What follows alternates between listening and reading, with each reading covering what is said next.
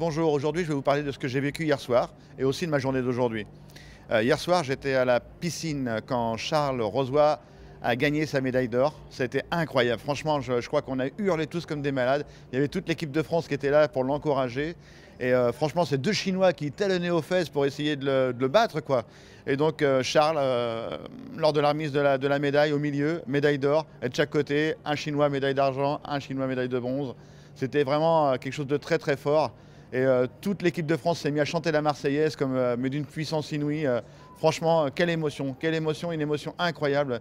Et c'était beau. Un sportif de haut niveau, un athlète, il est arrivé super concentré, il s'est mis sur sa ligne d'eau, pas un regard ni à droite ni à gauche, il s'est préparé, il s'est tapé les cuisses, et il est parti. Et là, on s'est tous mis à hurler comme des malades. Et franchement, même là, encore en parlant, j'ai beaucoup d'émotions, parce que c'était vraiment très très beau.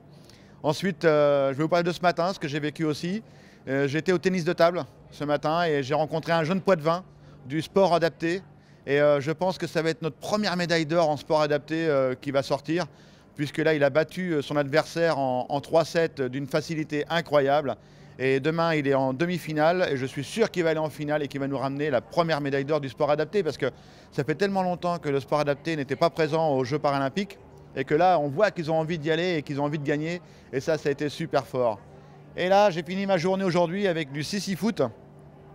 Et alors là, pareil, hein, j'ai jamais connu ça, le sissi-foot, j'ai jamais vu.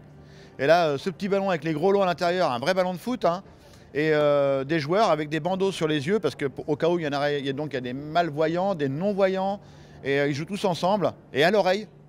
Mais ça, c'était vraiment extraordinaire. Mais ils jouent d'une vitesse, le même football, à une vitesse incroyable. Et par contre, ça se rentre dedans, ça se tape dessus. Enfin, ça se tape pas dessus volontairement, hein. Ils se rentrent dedans, ils courent après la balle. Et il y a eu des buts magnifiques. Et donc, une nouvelle fois, énormément d'émotions. Et là, c'était l'Angleterre contre qui, je me souviens plus. J'ai un trou de mémoire, mais c'est pas grave, c'était chouette. Et donc là, maintenant, je vais partir pour l'athlétisme qui va commencer vers 19 h. Et donc demain, je vous raconterai ma journée d'athlétisme. Mais franchement, je suis super heureux d'être là. Et j'espère que je vais pouvoir vous le faire partager et on va continuer comme ça jusqu'au bout des Jeux paralympiques. À demain.